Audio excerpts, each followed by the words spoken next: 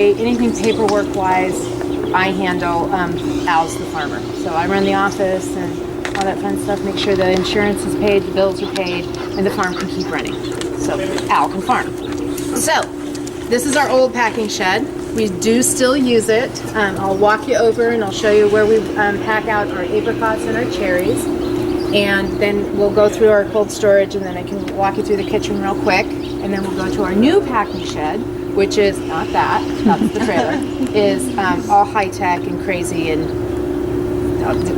I call it the Cathedral Kershane, because it's either that or, you know, the Willy Wonka's chocolate factory of the farm. So, because it's nuts when it's going. It's really cool. So, come on, follow me this way. Sorry.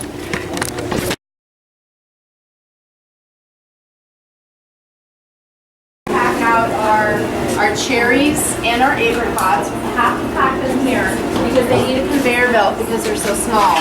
But they go through the conveyor belt, and at that end there's a blower, and it blows off any leaves and stuff like that, and then it's all done manually. It's not completely set up right now because obviously we've broken it down, we haven't started up again. But you can see these kind of bin looking things up on top here. That's actually where the packing crew put a scale, because everything is done by weight, and they're not certified scale. Everything gets weighed, then comes off at the end. They weigh it on a certified scale to make sure that it's accurate. If it needs to be adjusted a little bit, the guys who are putting all the information on the boxes that we're legally required to do, put them on there and adjust everything, and then it gets stacked and put into cold storage, either here or there, depending on the quality of the fruit. We have 3 grades of fruit that we pack. Our premium grade, the premium grade is anything that's going to be shipped, because it's got to be a little less ripe. It's got to be pretty, perfect, all that fun stuff. It goes into stores like Whole Foods. That's our biggest buyer. We've got a chain up in Seattle called Metropolitan Market. And then in Canada, we sell Thrifty Foods in Canada. We are one of only 3 or 4 stone fruit growers in the state of California who export to Canada. They are extremely tight about what they're going to allow into their country, and it's difficult. Paperwork is insane. Fortunately, our ag department is amazing with helping us with all of that fun stuff. Anyway, so those attach to the side of this, and then they stand on mats and weigh everything and sort, and they sort as they go. So our premium pack, that's pretty much anything that's going to get shipped out of here. Our mail order also, we pick from that premium pack to ship out across the United States. Then we do a farmer's market grade.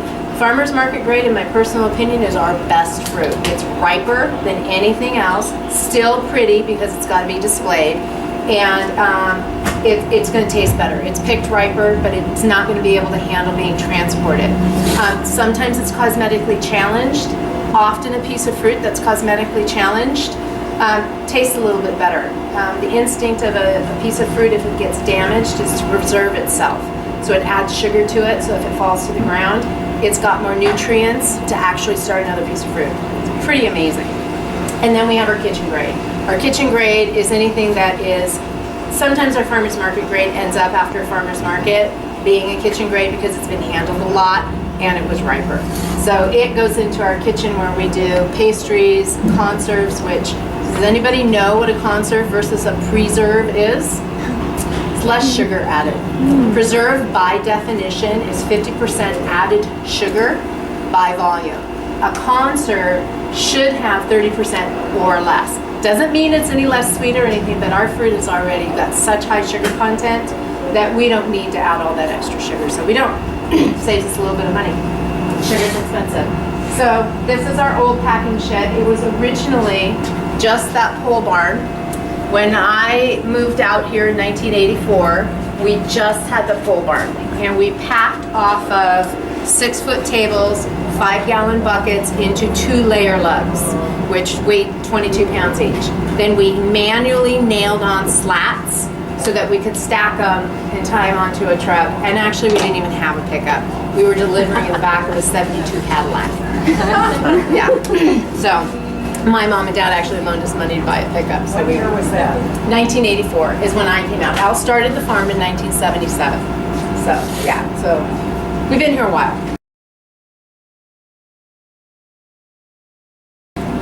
So do you guys have any questions about kind of this packing process? It's unfortunate it's kind of not in action right now because it's kind of fun when it's all rolling and stuff. Do you wash any of the fruit? Is that part of it? No. It's sold dry. It's sold dry. The minute you wash stone fruit, it starts to deteriorate. So no, we don't wash. We do wash the picking lugs that they're picked in, and that's done over in the new packing shed. And I'll try to explain that process, how it all comes in and gets dumped, and it's kind of crazy. So the food safety requirements don't require you to wash? No, fortunately not ours. If it's lettuce or something that's actually grown in the soil, you're required to wash it. That is unfortunately where a lot of those food-borne bacteria start, is in the water. And I'm so glad we don't have to do that. We are starting our traceability requirements that are a little overwhelming. We are a small farm. Our small farm has to have an emergency plan for a piece of fruit that might have gotten bird poo on it. No, great. It all has to be written. And it's like, I have to say this because I find it ridiculous. Clearly these are laws being written by people who are sitting in an office in Washington and have no idea what the real world is about. I challenge them all to come, bring their desk, set it in the orchard for 2 weeks, and then write these laws. They don't have standardized plans that you can just adapt? No. Well, they have some, but you have to adapt it to your individual business. And when you're an orchard, you have to have a plan. Our plan, you take the piece of fruit that has the bird poo in it and you put it in the garbage.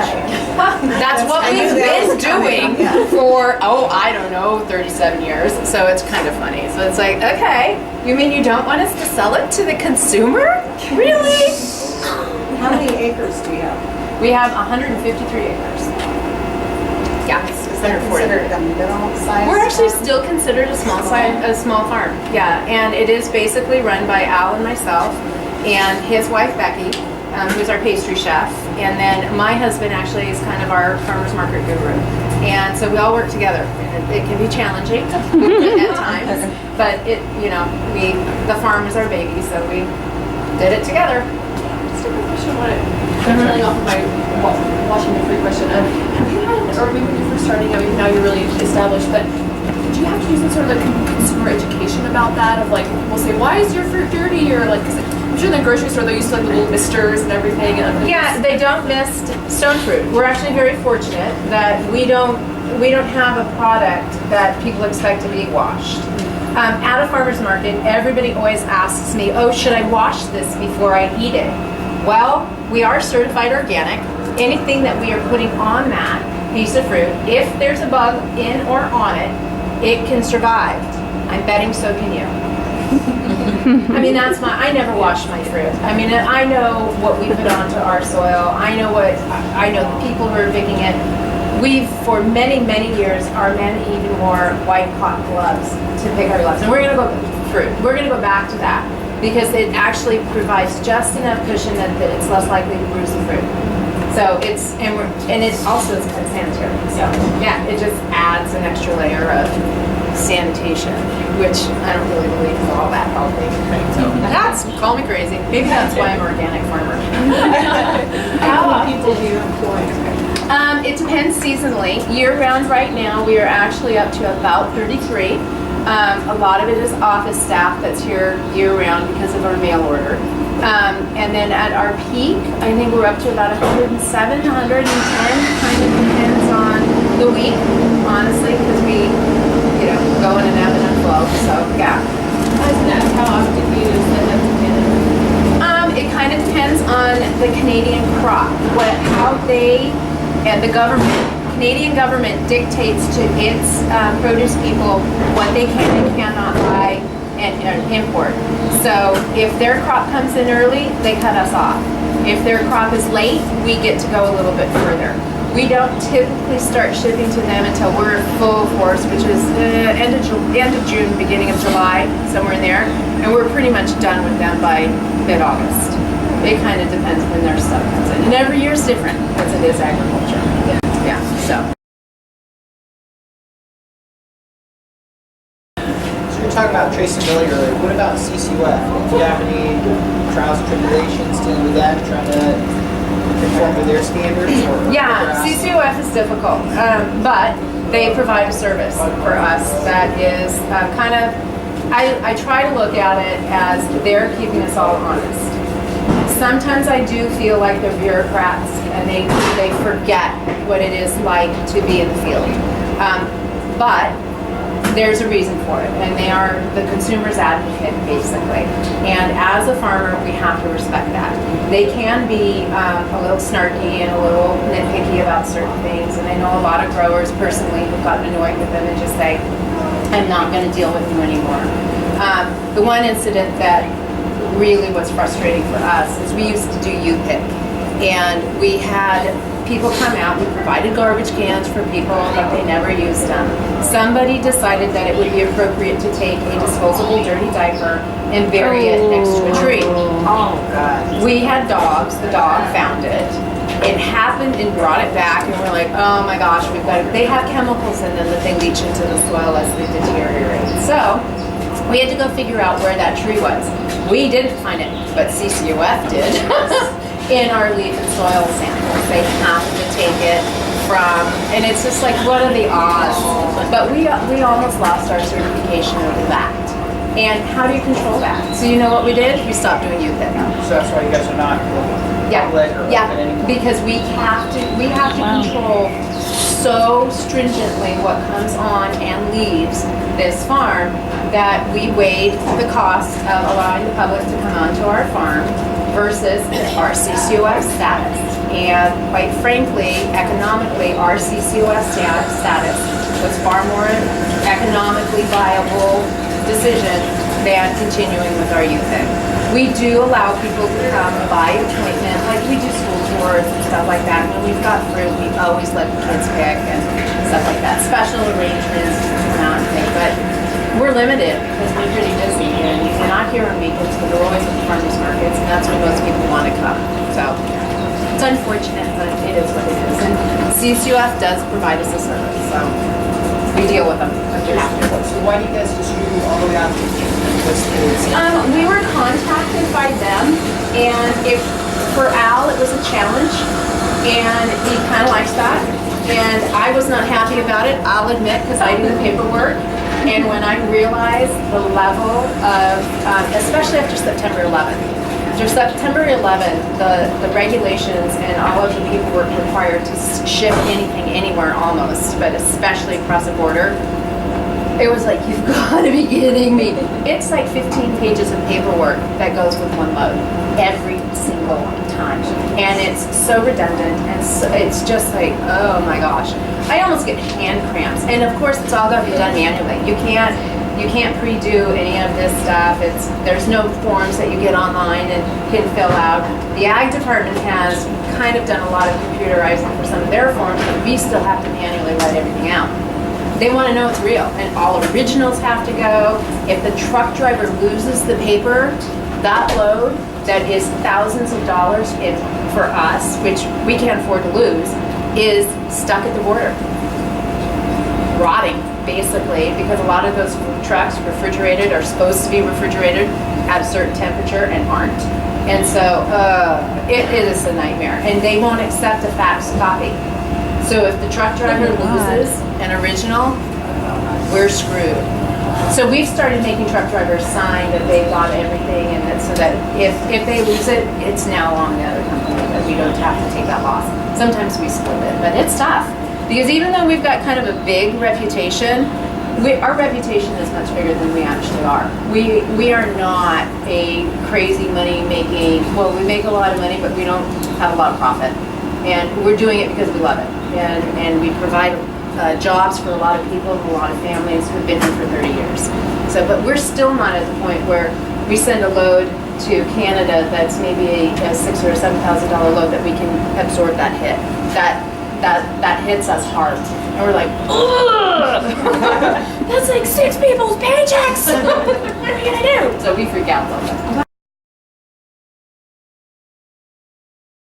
We just turned this on because we're making sure everything works to get ready for the season and all that fun stuff. So then the kitchen is over here. keep it locked so we can peek in. This is our commercial kitchen. This is Becky's baby. This is Al's wife. This is where we do all of our jams, conserves, our marmalades, our pastries. We make a rough puff pastry, which is, it's a puff pastry, but it's just a little bit more rustic, so to speak. Everything is done by hand. We have no preformed anything. They cut a circle out with a circle for the tartlets and the galettes, and then they hand do everything else. Everything's hand chopped. I mean, it is extremely labor intensive, and we have an amazing group of people who work in there. Jose, our main kitchen guy who's in there, started out in 1987 or 89, 87, 89, something like that, out in the field.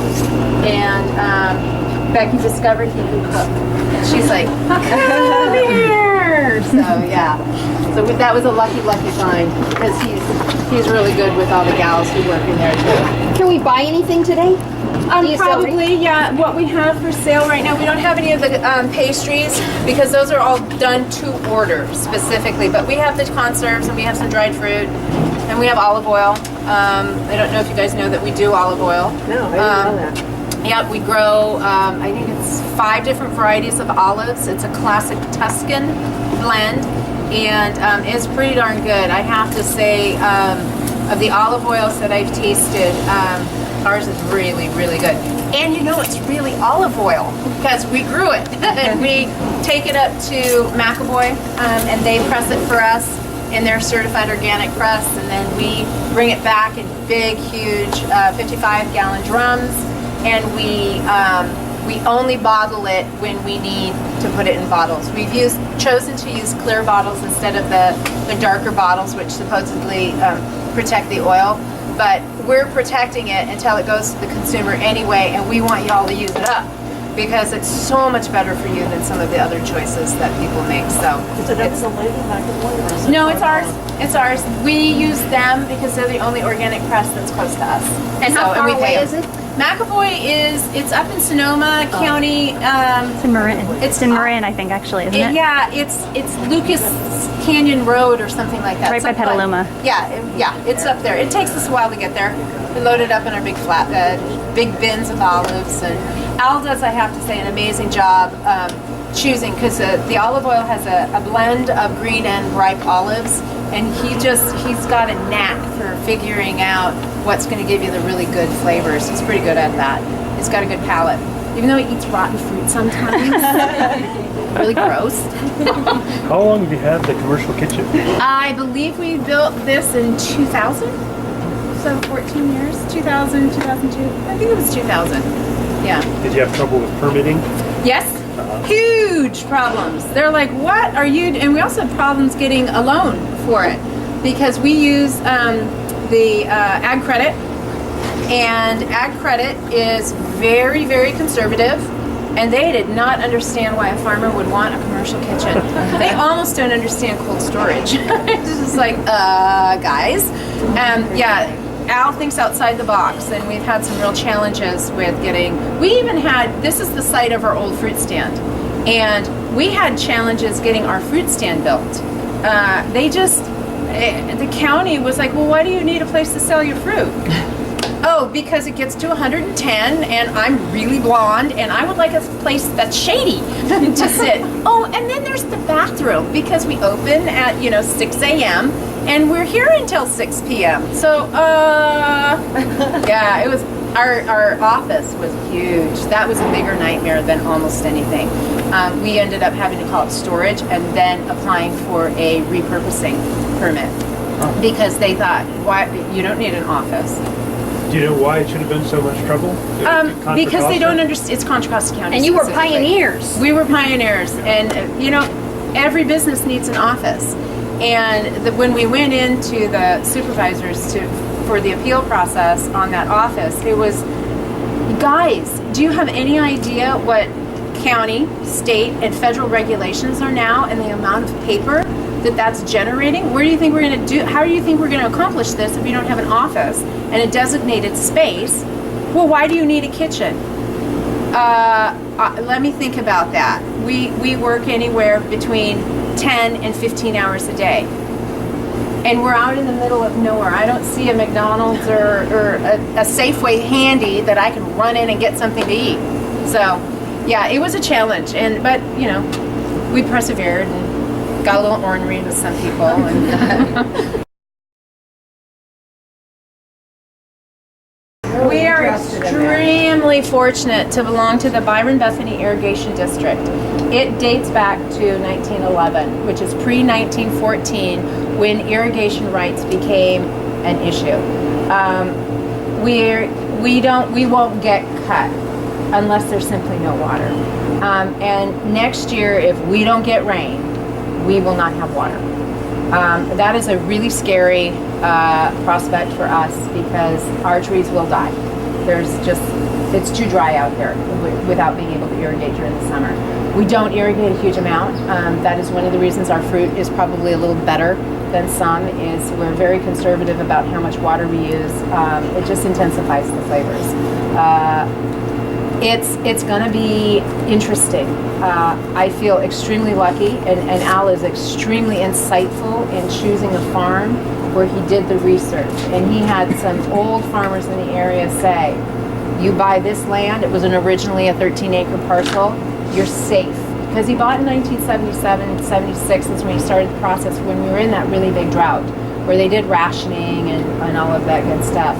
And he knew that he'd never get cut here, unlike some farmers who are farming out in the Delta and all of that, or down the San Joaquin Valley. That's a desert.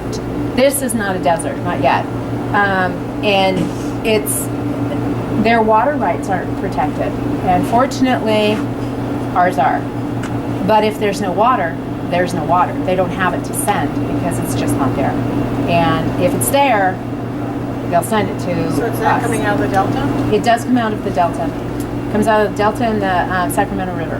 So, of course, you're very against the double tops. Yeah. So, it's keep your fingers crossed that we get some good rain. It's supposed to be an El Nino year next year. So keep your fingers crossed, people, because California feeds the nation. It isn't just, I hear a lot, it gets really frustrating as a farmer. You hear people saying, well, farmers use 90% of the water in California. Yeah, you're right. We do. And we send about 85% of what we produce to the nation and the world, quite frankly. We're feeding a nation, and to say that we're being greedy with the water is a little bit short-sighted of what we're doing. And yeah, there are more responsible ways to irrigate. Flood irrigation should be banned, basically. So do you try and use drip for anything? We do. We're 100% drip and micro Somebody who sprinklers. was doing overhead irrigation when we came here. Yeah, Like, the sprinklers. Yeah, we do micro sprinklers and drip. Originally, we used to have some sprinklers, and I have to say, there is nothing like in a summer night and hearing that and the smell and the humidity that it lets out into the air. It's really, really nice. But we've gotten away from it. I have them in my backyard, which I will be giving up my backyard. So do you water from the canal? Yeah, that's our irrigation water. We've got pumps down there that they filter all the water through, and we have to have the pumps and the filters in order because of the microsystem. We, for the first time ever in the history of Frog Hollow, had to irrigate is it end of January or February? Middle of January. Middle of January. Sure. We've never had to do that. And in order to do it, we had to go through our entire system and replace hoses and sprinkler heads because the critters who live around here could smell the water that was in the hoses, and it was so dry, they were chewing through to get the water.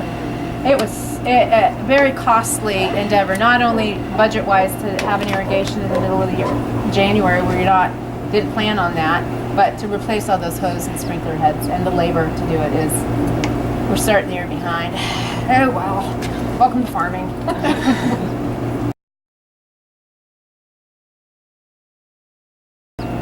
So if you're interested in sustainability, one of the things that we do here to be sustainable, Thank you, Sarah. Thank you. we don't turn food into garbage.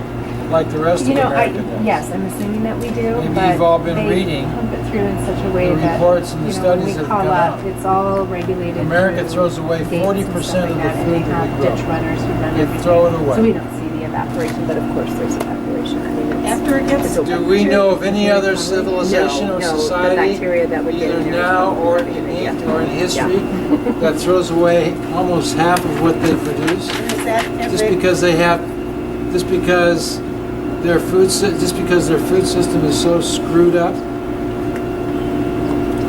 It's ridiculous, and I'm disgusted by the American society and the food system we've created here. We've created an unhealthy food system. We feed our children corn oil and sugar based on corn oil and stuff, or corn. And we're making we're basically making our population unhealthy. And yet we're still throwing away half of what we grow. So it's ridiculous. And so what we do to address that phenomenal problem of food waste in America is that we built this kitchen, and my wife is a pastry chef, and so anything that can't be sold because it's not cosmetically perfect, that's one of the ways that our food system is screwed up, is Americans are so fussy about their food that they think that it has to be absolutely perfect cosmetically, otherwise they can't eat it. Okay, so that means that we have to throw away a lot of stuff just because it's not cosmetically pretty. So what we do with that is we make jams and we make pastries. Now the fruit that gets overripe, we take it out to the orchard and we cut it and we dry it and we make dried fruit out of it. So we've invested a phenomenal amount of money in this kitchen and training our staff. We have a full-time year-round staff. By the way, we're providing jobs for the community by doing this. That's the other thing.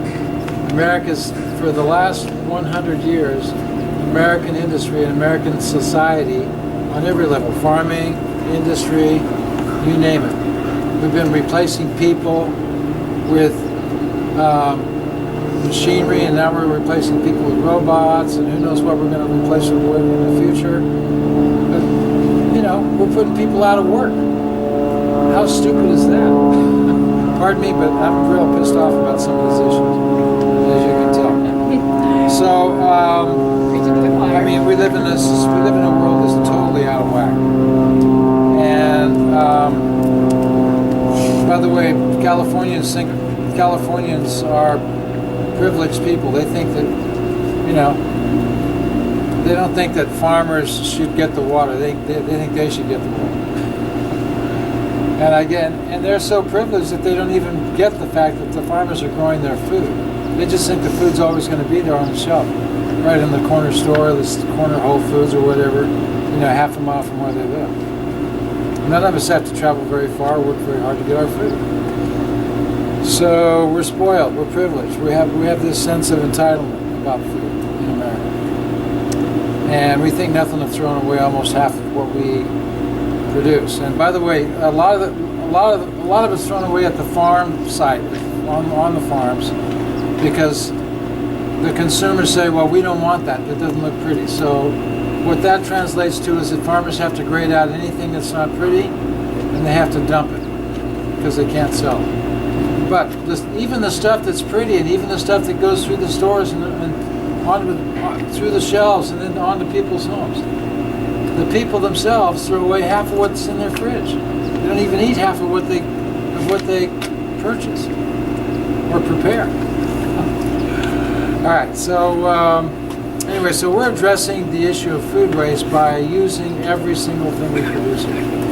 And once it goes through the kitchen, it gets processed, all those scraps and seeds and stuff that's either maybe it is rotten or maybe it's just too bad to use, that goes into our compost pile. We make new soil out of it.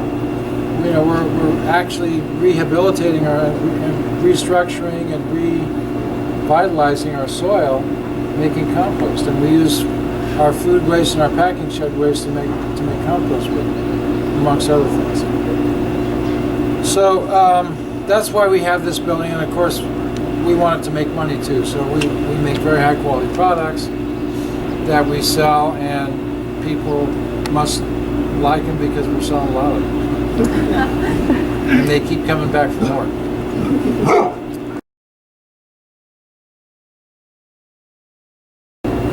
Well, you know, every channel that we sell our fruit in helps us build a brand. It's online. We have CSAs that we deliver to. We go to farmers markets.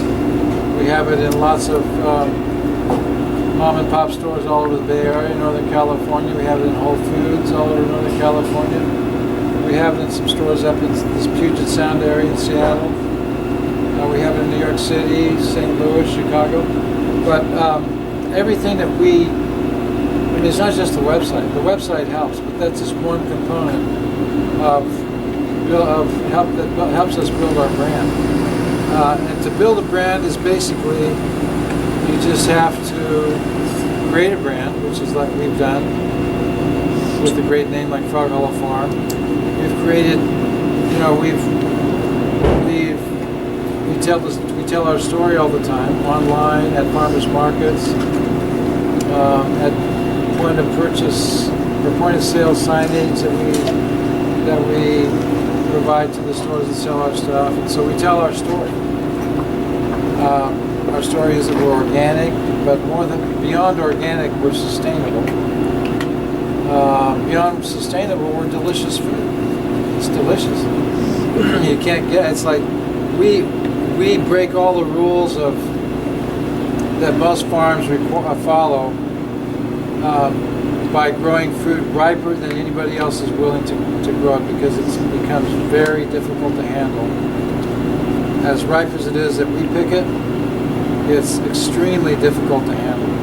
The big industrial growers of the big fruit producers, the factory farm fruit producers down in the Fresno area that grow the same crops we do, they pick their fruit a week greener than we do, because then it can go through packing systems that are really rough on fruit, and it doesn't require such delicate handling. And so we pick it ripe, and then we've developed all these other systems like the dry yard system and the pastry system and the jam system for having a use for that stuff that's even beyond the ripeness that our customers will use. So it's taken us 30 years to get here, so it doesn't happen overnight. If you guys are really just getting started in farming, just be ready for the long haul. It doesn't happen overnight. Where you are now, where do you see yourself, the farm going in the future, in a few years, or in the long term? Well, we're pretty. I mean, we think that we've. Whether it's buying more land or Well, we are going to buy more land. Or more niches. We're going to buy more lands. Our current goal is we're at 140 acres right now. Our goal is to increase that by 50% in the near future. We want to fine-tune the channels, the marketing channels and the processing channels that we've got, the CSA, the mail order, the kitchen. We want to fine-tune all that. We have a shop at the Ferry Building, so we're actually retailers on we have a retail store. We want to refine our ability to do that. Sorry. We want to make more products. Right now, there's all the rages about juice. Everybody's drinking kombucha. Frog Hollow kombucha. And everybody's having a juice cleanse. Now confess, how many of you are on a juice cleanse right now, or have been recently? There's one guy who's honest. There's two. My wife informed me this morning that she's going to go on a juice cleanse. She asked me if I wanted to join her. I said no. I want to eat solid food, thank you. But anyway, so we're going to develop some juices and some fermentation processes. And so it's all it's basically we want to continue refining what we do, making the quality better than it is.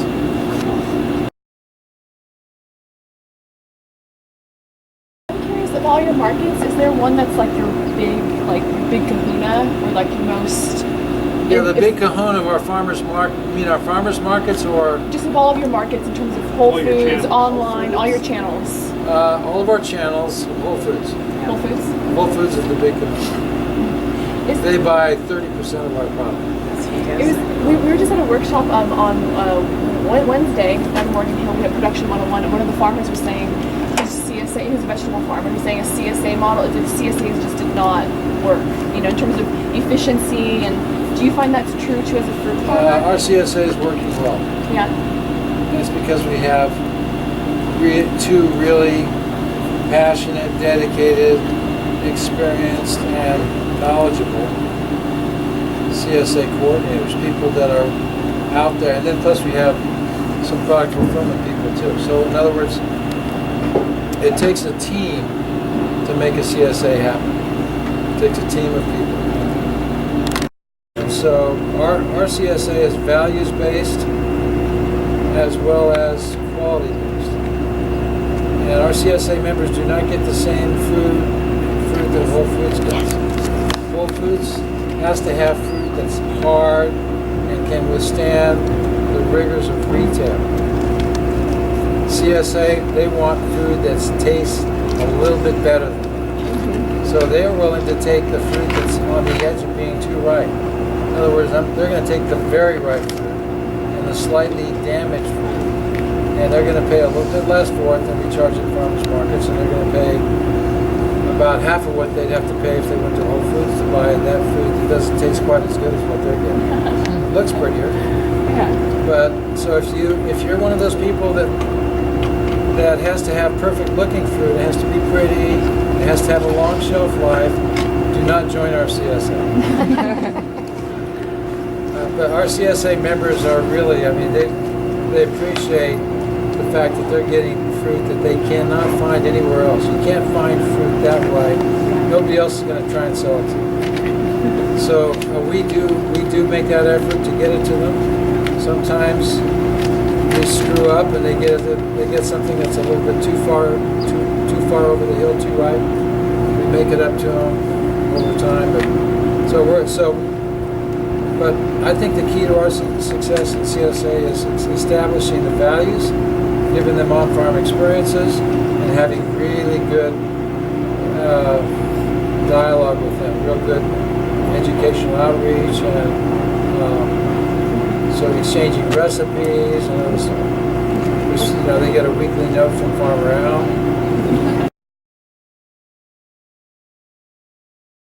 How Yes. do you deal with pests? I mean, what are your pests?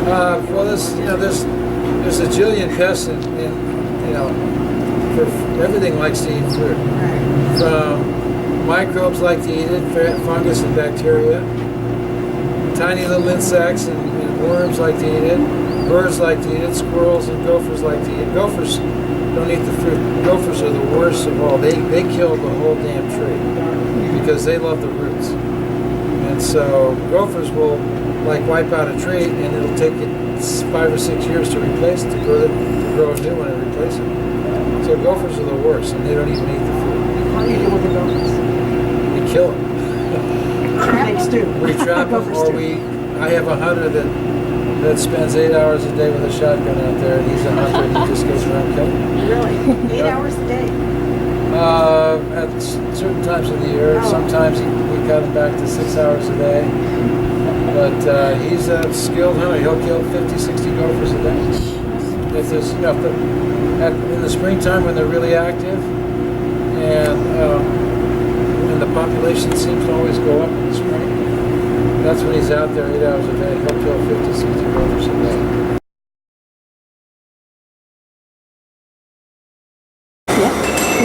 So now we have a system, don't worry about that. We have a system of conveyors, tables, and a sorting machine up there that actually weighs each piece of fruit. Wow. And so that each table is being filled up with a single-sized fruit, which has been weighed by the computer and sent to that table. And the fruit is very quickly transported to where it needs to go to be packed out. So this is extremely efficient in terms of handling the fruit. The fruit has to be graded, and the good, the bad, and the ugly separated out from each other so we can tell.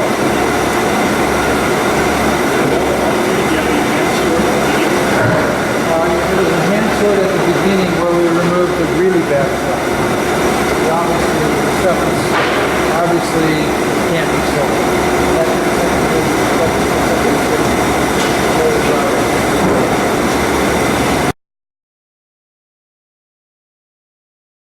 See this open field here?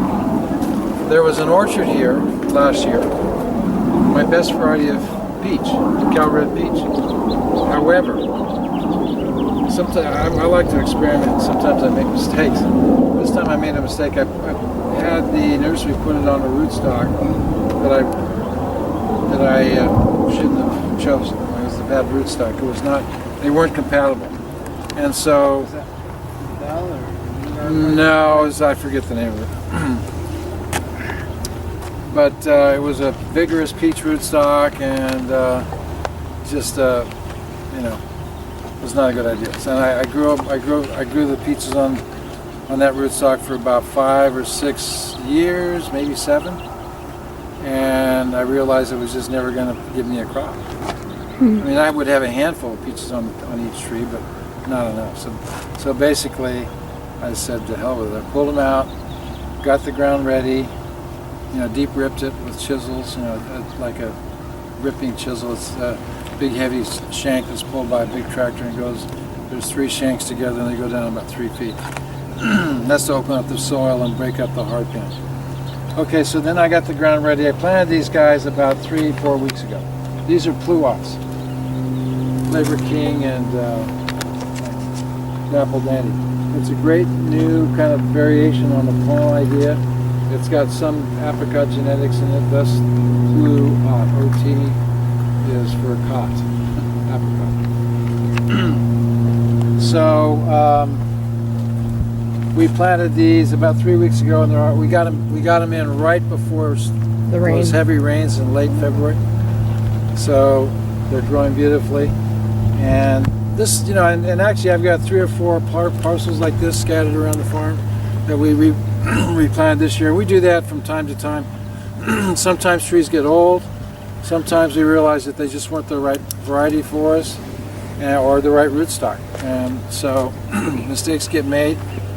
They're costly because it's going to take us 5 more years to grow this orchard back up to where it start to pay for itself.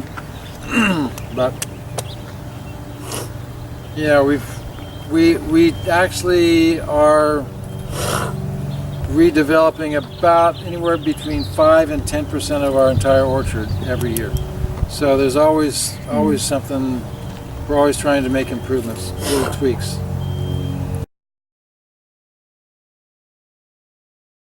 You talked about planting a little bit, but how are you guys removing all these trees? With a bulldozer? We remove them with a backhoe. So it takes some time then. We cut them down, and we grind up the wood and make compost with it. We shred it with the same kind of a shredder. Well, actually, that's our shred. See that big yellow piece of equipment? You can't see it through the trees very well, but it's the same shredder you see being pulled behind the Davy Tree Service.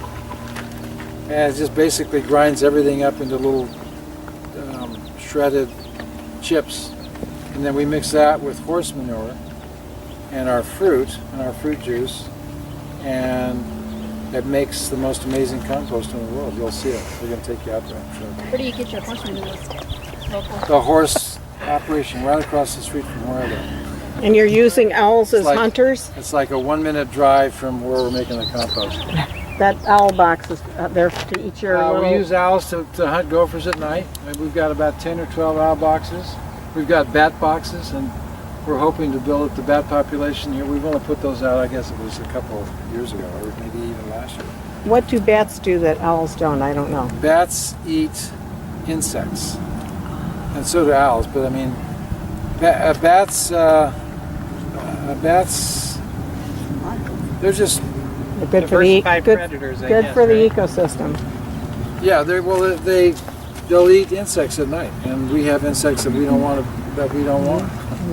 You know, we have insects that are going to lay eggs on our food, and the eggs will hatch into a worm, and the worm will eat our food. So we just want as much diversity on the farm as we possibly can think of. So. And they're pollinators, so Oh, it's okay. nice. So Yeah. And poopers. And poopers. Everything. Fumigate? Before you replant it? No. But we are addressing Nematodes? what we do is we're enhancing this soil with compost, with vermicompost, Now I wish I had my camera. with Shot of him with the mouth. compost tea, which contains billions of microbes per cubic inch. We're enlivening it with all that microbial life and that biology, and we're using mycorrhizae, which is a fungus that sends out long runners of roots, or mycelium. And these mycelium form symbiotic relationships with the roots of the trees and bring nutrients to the trees and water to the trees. And, I don't think we've talked about it yet, but what about like tree spacing? I know you have a lot of varieties. Depends on your different soil, types. depends on the variety of tree, depends on the rootstock, depends. A lot of them seem fairly similar space, at least down the rows, or Well, after a while, we after years and years of experimenting with different configurations, we've pretty much settled on 18 feet between the rows and 11 or 12 feet in the row.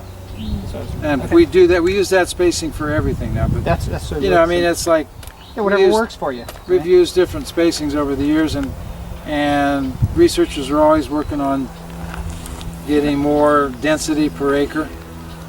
And we went to the higher density, and we didn't like it. The trees didn't like it. So we're back to about 18 by 11. So what about rootstock? Do you try to go with a rootstock? I obviously want to cater it to the dryness or the wetness. The rootstock. The first thing about rootstock is it has to be a good fit with the cyan wood, which is the part of the wood that's going to get the variety. The second thing about rootstock is it has to be right for the soil type that you're going to plant the tree in. And then the third thing about rootstock is what's available this year. So you're going to find out as you get into farming more and more that everything in farming is a trade-off. Everything, and nothing is ever perfect. It's always everything is. It's either a success, a partial success, or a complete wipeout. For example, that orchard I had to pull out when I showed you at the beginning of it. Do you have any preference for like a standardized or standard sizing rootstock, and doing heavy pruning, or do you prefer less pruning if you can avoid it? If we can get it, we prefer a rootstock that's somewhat dwarfing that keeps the tree small. Okay, that's what I want to know. Yeah. What kind of But- soil? Go ahead. What kind of soil? This is a clay. It's a heavy clay loam. Yeah. It's really rich soil. It's very rich in minerals, and it does seem to take water pretty well. But you do have to manage it carefully, and you don't want to drive on it or walk on it when it's wet, because you'll compact it.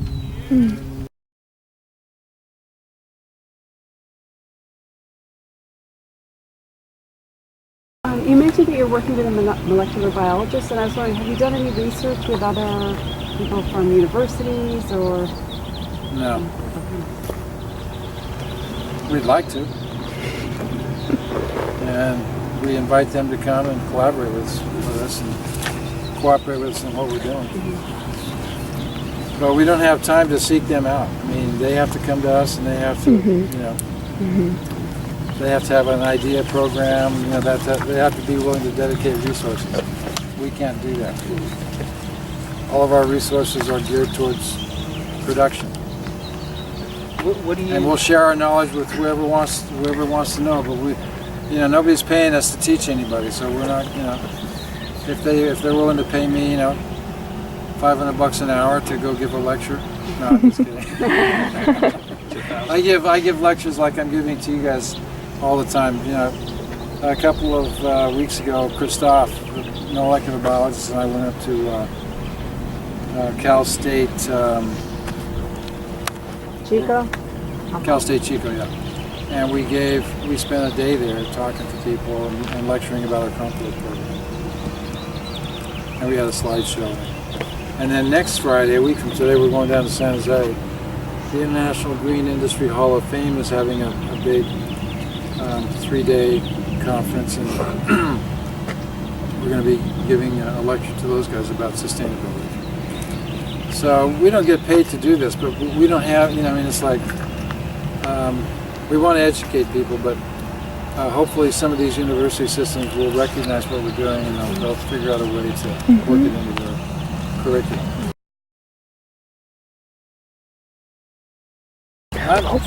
This is 140 acres, and I employ at least 50 people. So that's one person for every 3 acres. So if every farm in America employed the same ratio of people doing the kinds of things I'm doing, the sustainable practices that I'm doing, then food would be more local, food would be better quality, and there would be more jobs. Has Tom Vilsack come out to visit you yet? What I'm doing here is a model that could be replicated in agriculture throughout America if we were willing to give up the factory farm model and the idea that one farm has to be 5,000 acres and controlled by one person or one company. And monoculture. I think that we should put people back to work on the land, growing food, making food, and cleaning up the environment. So has Secretary Vilsack been out here to visit you? Yeah. I mean, this is a really radical idea. Send people from the cities back to the farms? Serious? Nobody wants to do that. Everybody wants to live, America's spoiled. It's like telling you at the beginning of my discussion. Americans don't want to do that work, and they don't want to live like that. And they want to live where the action is, in the cities, where there's nightlife, and where there's movies to go to, and blah, blah, blah. If that's where our values are, and that's the kind of a world that we've created for ourselves. So I think that we could go back to an agrarian society, and I think people would love it. People like to grow their own food. People really, it's something that provides a lot of satisfaction and enjoyment. And I think people would like to be outdoors, and I think people would like to be close to their families. But a typical American family, at 7 o'clock in the morning, the husband goes an hour to work that way. The wife takes the kids to school, then she goes an hour to work that way, and so she's there, he's there, and the kids are in school, and then they're after school, they're in some kind of an after-school program for 2 or 3 more hours, and then maybe the caretaker picks them up, brings them home or whatever, or maybe one of the parents. But anyway, dinner at night is like fast food through the microwave, and everybody's looking at their screen while they're eating, and nobody's talking to each other, and then they go to bed.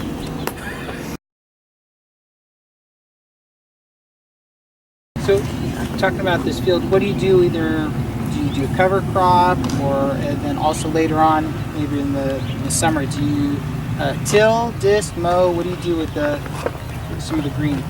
We have, in this field here, we have, let's see if I got this right. Okay, we have nitrogen fixers and we have nitrogen scavengers. A fixer is a plant that takes nitrogen out of the atmosphere and fixes it into the soil. And a scavenger is one that sends its roots way down deep and pulls nitrogen out of the lower depths of the soil and pulls it and brings it back up through its root system and into its leaves. And then when the leaves decay on the top of the soil, the nitrogen is deposited on top of the soil. Those are nitrogen scavengers. So we have both kinds of plants planted in there. And the idea is to improve the nitrogen cycle. Take nitrogen out of the oxygen, out of the air, take nitrogen out of the soil, put it back right in that root zone level where the plants can feed on. And do you mow or disc? We mow. We do not disc. Rarely we disc, but mostly, you know, we might So you have a green mulch once every later 5 on in years. the year. Pardon me? So you have pretty much a green mulch layer of Yeah. heavily mowed. Absolutely. whatever's We there. mow. We believe in mowing because it leaves that green mulch right on top. It increases the organic matter. It Not provides disturbing habitat. soil. Okay.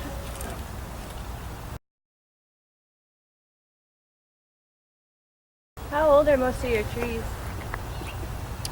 Well, I still have some of the first trees I've ever planted here in 1976. So how old is that? 30, 40 years. I think I have 4 of those left, just for fun.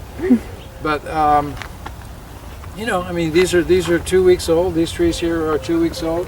Those trees behind you are about 15 years old. And you know, I've got everywhere from 1 year to 40 years. That's how old my trees are. Because I've been expanding this farm incrementally year after year, every year. Not every, I don't buy ground every single year, but every so often I expand, I buy more ground. And then every so often I tear old orchards out and plant new ones. So we're always trees of all ages here. Have you ever had any issues when you acquire new land and you're CCUF certified? So as I'm or organic certified. So as I understand it, there has to be a 3-year period where the land. Correct. So have you ever had issues with that, where you have to wait that 3 years before you can call that fruit certified, We or? always have to wait 3 years. Yeah. But It's not. I mean, we don't have issues with it. It's a requirement. We have to do it, and we do it. sure, okay. I guess what I was asking was like, so the land you get was in conventional agriculture, and so you have to wait those 3 years. Correct. Okay. And then you just sell the fruit as non-organic in those. Well, it takes 3 years to grow a tree Well, that's and convenient. to get the first production. So it works out.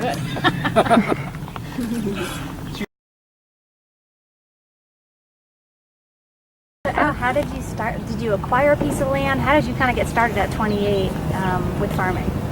Well, like I said, I was a teacher at Punahou School in Hawaii, and this a guy that he and I were actually sharing the house that we lived in, and he also was a track runner at UC Berkeley. So we were good friends, and it was his idea. He's the one that came up with it. We were going to become papaya growers on the Big Island of Hawaii, the island of Hawaii.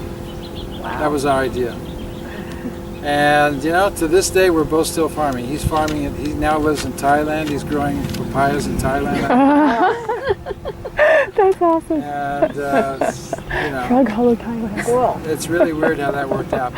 We were just a couple of young, idealistic young men with, you know, time on our hands. I mean, it's not like we were not doing anything. He had his own business. He had like a publishing business, and I was a full-time school teacher. But nevertheless, we didn't have all the things that I'm saddled with now, like a mortgage or several mortgages, wife, kids. I got a 10-year-old and an 8-year-old. Oh wow. You know, I mean, just farm. I mean, so we could do anything we wanted to, and that's what we did. We decided to become farmers. So did you read up specifically on fruit tree care, or how did you kind of get into that?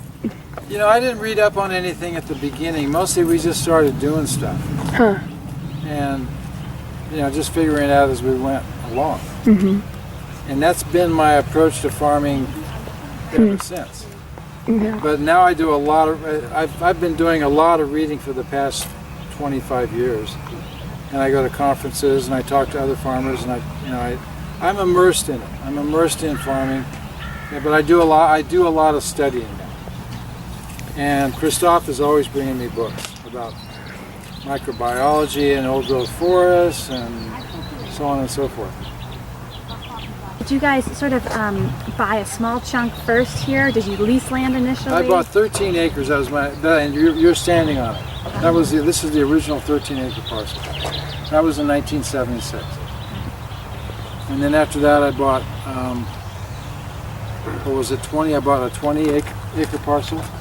That's that one that goes that way. See where this field ends and that next field begins? That was a 20-acre addition there. Then I bought 70. Then I bought, no, wait a second. I bought 2 10-acre parcels next, and then I bought a 70. I had to get a partner for that. And then I bought a couple more tins. So that took us up to about 140 acres or something like that.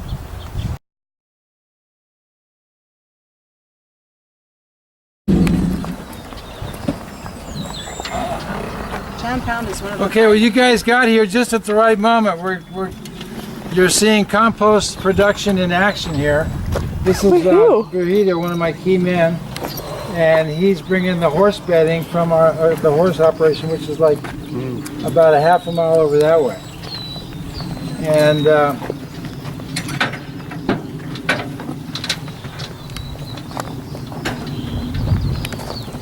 can smell it.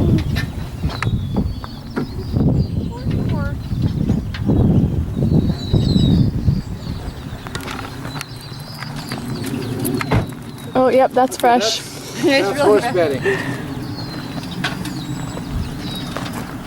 This is compost. It's almost finished. It still has a couple more turns to go. Another 2-3 weeks, and that one will be ready. So the manure doesn't have to come from organic animals. No, we're going to Because compost it's composted it. We're going to long enough compost to, it. okay. We're going to compost it. Let's walk over here. So you can see Virgilio, he's dropping off that horse bedding. And by the way, see those big piles over there? Yeah. That's all wood chips that my crew have shredded. From your using trees. That big yellow shredder that I showed you back there for taco shells. Yesterday, they were out here all day yesterday, and they made that, see that kind of fresher end of the mountain at this end of that one big fresh mound yesterday. That was made yesterday. See the dark stuff kind of at halfway through the pile. There's some cardboard at the top of that dark stuff. And then there's a lighter, larger mound just to the left of that. They did that yesterday. You got a certain ratio of manure to wood chips, greens? Yes, we have a recipe that we follow. And of course the recipe depends on what your ingredients are. Huh. Have you always composted? Or added your own No, I have compost? not always. I've only been composting for the last 3 years. Oh. I've always wanted to compost, but I never had Christophe. When Christophe showed up, I knew it was time to start composting. Did he contact you, or you contact him, or how? We just kind of, he fell in love with our pastry. He and his wife fell in love with our pastries at the Ferry Building. I met him 10 years ago when we first opened our shop at the Ferry Building. My wife makes these amazing pastries. And they're both kind of European. She's actually from Canada, but they're French. She's French-Canadian. He's Polish, but he somehow speaks French fluently. And I don't know how they met each other, but they're both PhDs. And he's molecular biology, and she's a microbiologist, and they're both these high-powered scientists. And I knew them for like 6-7 years. They were like avid customers of ours for pastries at the Ferry Building every Saturday afternoon. And then one day he came to me and said, would you mind if my wife and I come out to your farm? We'd like to see your operation and maybe talk to you a little bit. And he came out there and he saw right here, he saw this big huge pile of branches from an orchard that we had recently pulled out. We were going to burn it. And at the other side of the farm he saw another big huge pile of rotten pears, stuff that we couldn't sell, and we didn't know what to do with it. It was just sitting there. It was a big huge pile. It was like 10 feet high and 20 feet long and 20 feet wide. It was huge. It was like 4 or 5 times bigger than this under construction compost that you see right here.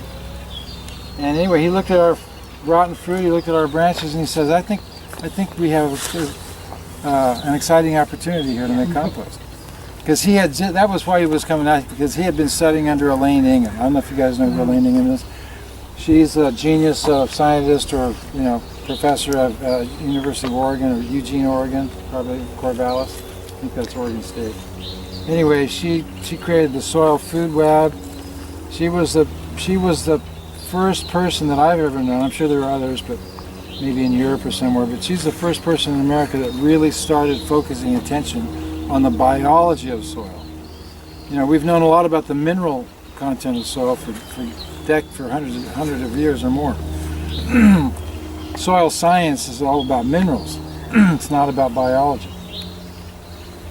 Until just recently. So I knew all about Elaine Ingham, and I'd seen several lectures that she had given. So when he came to me and said he'd been studying under her, I was excited. And I said, let's do something together. So ever since then, he's been working for us as a consultant. He comes out here every day. And he loves it. He loves what he's doing. He loves working on the farm. Does he work for pastries? He still pays us for pastries, and we pay him for his science. But anyway, so this gives you an idea of just of how we do it. You can see the heat coming off of the piles. Off of this pile? Yeah, you can see the little heat waves already. This morning it was a little bit more obvious because in the early morning light you can see the steam coming out. And the top of the pile is actually wet early in the morning.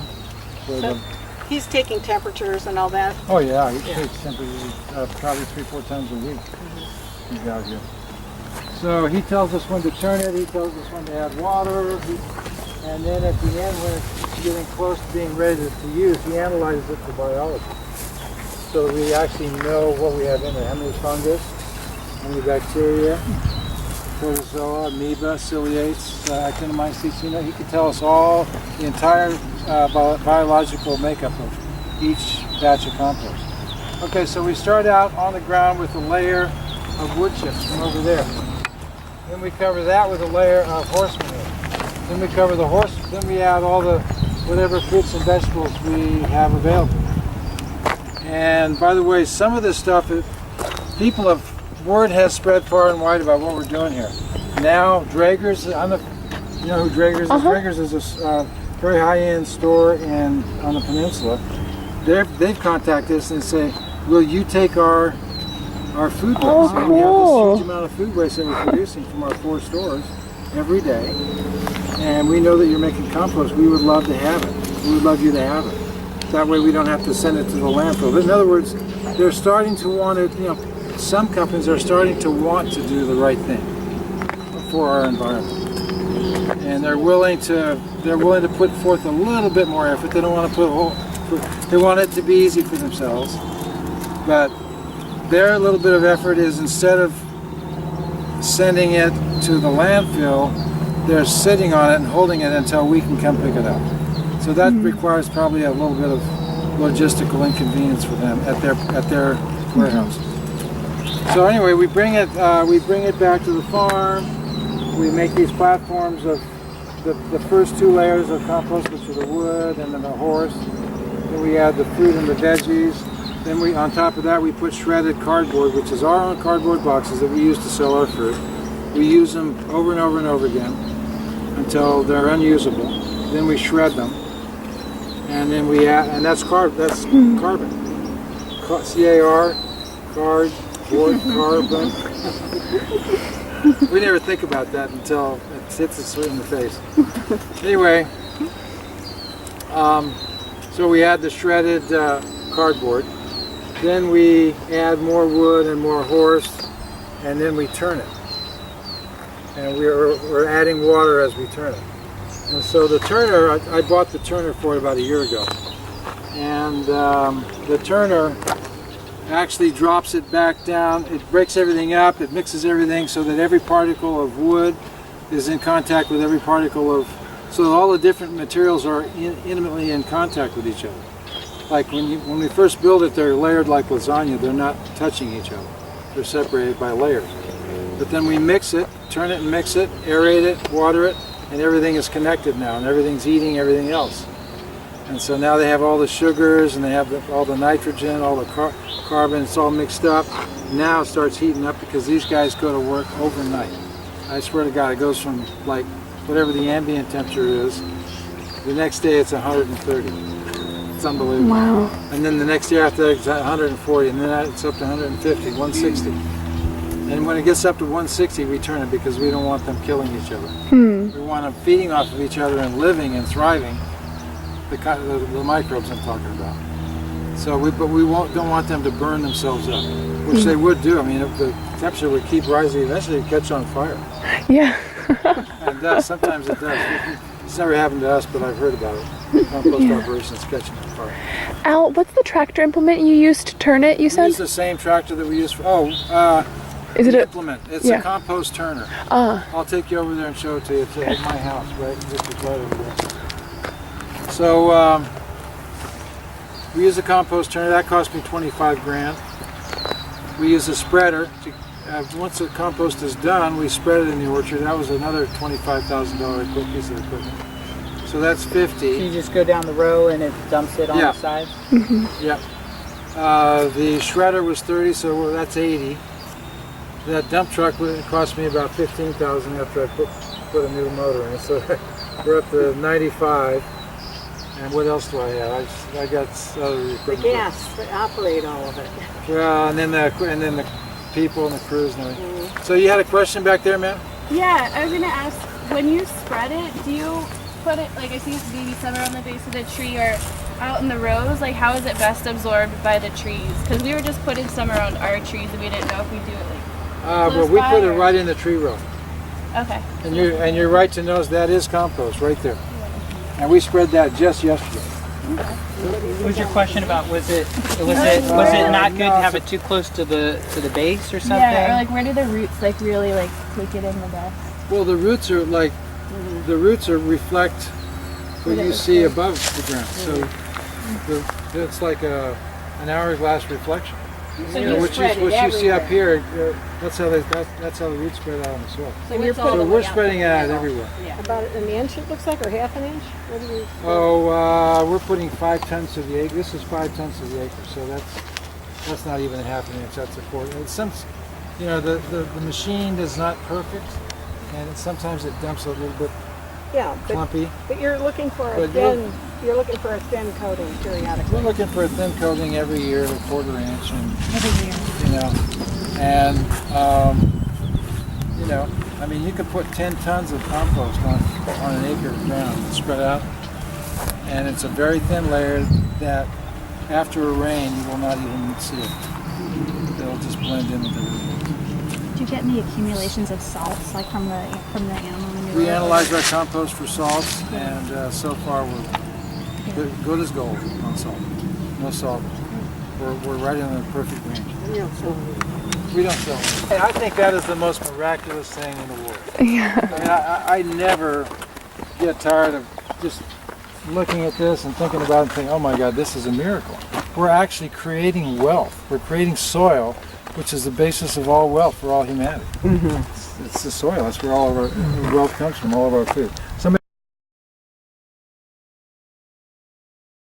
So, I'll tell you what, why don't we... So we've talked about compost. By the way, compost, you can read about compost in books. It does amazing things for the soil. It enriches the soil, it enlivens the soil, and it makes the soil more symbiotically in tune with the tree roots. It opens it up, it gives it better structure, better aeration, better water holding capacity, better water retention capacity. I mean, a better water reception capacity. In other words, you can actually put more water. If you have a heavy rainstorm, it'll take that water without runoff. It's like a sponge. It'll take it without runoff. So it's good. It's a good erosion control thing. The compost is. But mainly the biology and the symbiotic relationship that you set up with the biology of this, with the increased biology of the soil between that biology, the minerals of the soil, and the roots of the trees. That's what we're really trying to enhance. And it has effects. It has effects up in the tree too. I mean, we're competing with the pathogenic biology in the soil, and so when it rains, it doesn't get up into the tree, because we have competition for it on the ground, keeping it suppressed. And that's brown rot. Before, but we had the exact same weather conditions this year that we had in 2010 and 2011. 2010, 2 years in a row, 2010, 2011, we lost 100% of our apricots. $500,000. Wow. Per year. I hope you had farm insurance. I didn't. Or crop insurance. I didn't. I did actually, but they refused to pay me because they're slimy.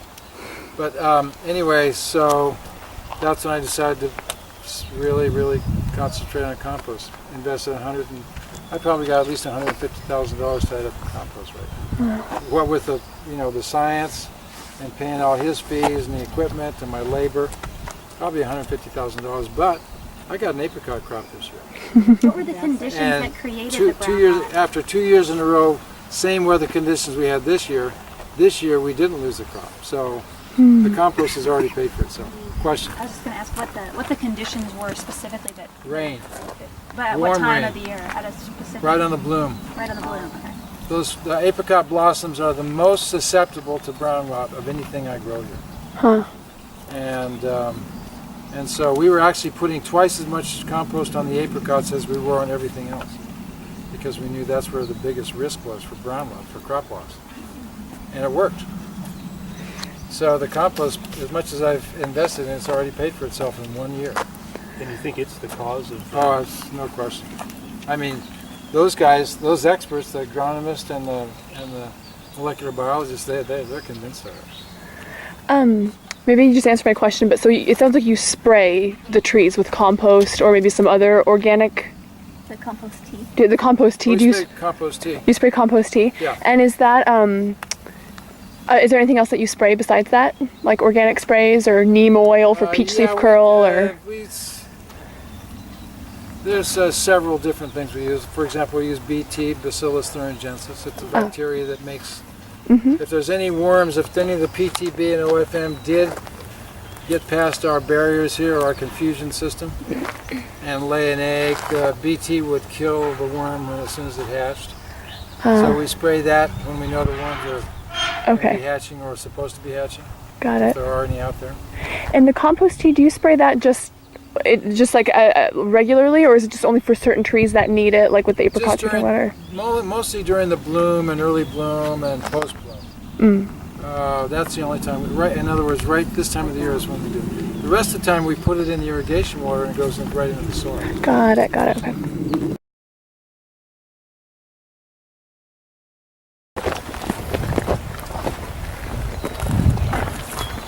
So I noticed the guys are already kind of trimming, using the weed whacker around all the bases of the trees, and then later on you mow them later on at some point. We mow the centers with a tractor, but around the trees we have to do it by hand. And you do that, it looks like early smell on. this compost. Yummy. Yeah. Smells in my skin. Yeah, I'm glad you guys got to see that weed whacking. That shows you how we control weeds out here. So we're you see the nice mulch layer of green mulch on top of the beds right on. Just refeeding there's compost under that, and then we put that mulch down on top of the compost, and we irrigate, and we get this whole biological cycle cooking and going. So do you seed this? Is it a cover crop? Or is it natural? It's cover, it's just natural. But It's whatever natural. we call it a cover crop, but it's whatever volunteers. Okay, so it's a volunteer. Okay. We do plant cover crops at time. I mean, back there in that new planting, for example, we got Phacelia, Tennessee we got poppies, we've got some sour clover, different things. I guess somewhat on irrigation. So how do you kind of configure the logistics of setting up the orchard, whether it's orientation to the sun or irrigation? Any comments? Well, you always have to set up your orchard with orientation to the sun. That's the very first thing you do. So our rows are all running north-south. And that's because the sun comes up in the east and goes over the west, and so you're going to get maximum sunlight penetration to all parts of the tree if you orient your rows north-south. Now I have those trees around my house over there. I don't know if you can see them, those little green trees that are low to the ground. Those are peach trees we planted 3 years ago, and they're east-west because that's just the way the ground was. I couldn't plant them north-south because the rows would have been too short. And then do you base also, what about setting up or implementing irrigation? Do you have any? What's your question? Well, what about irrigation design? I have an irrigation company design. Okay, you got There's only so much I can do. Right. I'm just trying to get some I can't be a genius. I can't be an engineer and a scientist. I'm a generalist. I don't know anything. I just get other people to do my.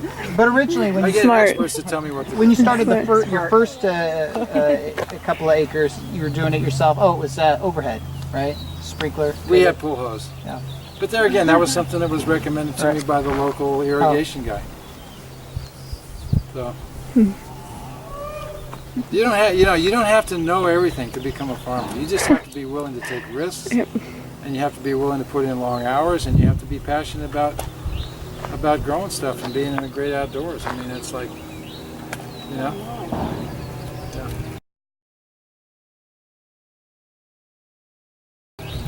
So I know there's always new things coming out, you know, from the geneticists or whatever. You know, red flesh this or peach curl resistant that. Do you have any things you like? We look at all that whenever you like to pick out some things that are a little more unique, or try to hit a market that hasn't seen something like I'm that. always my most important factor is how does it taste.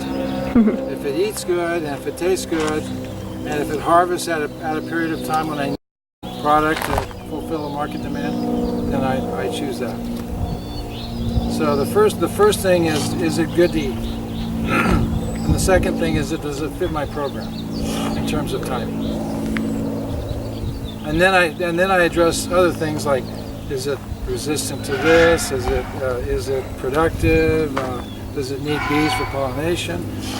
There's a jillion factors that you have to take into consideration, so it's complicated.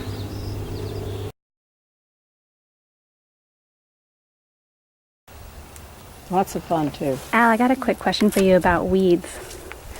Go ahead. I'm wondering with your amazing green mulch system, and when you're doing your orchard replanting, and you've got your new trees, do you have to do something aside from string trimming right around the edges with that initial period with the root competition with the weeds, or is that just not an issue for you? Or It is an issue. We have to do hand weeding. Yeah. Okay, it's a couple of years of hand We weeding do or a something. couple of years of hand hoeing.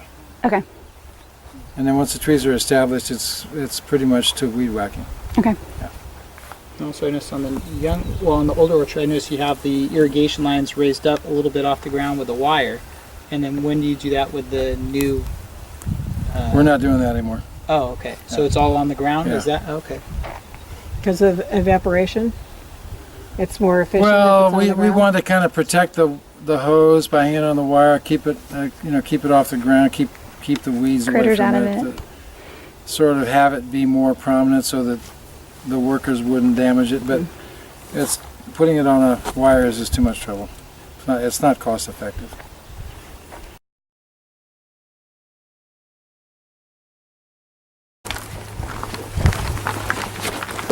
Relatively small.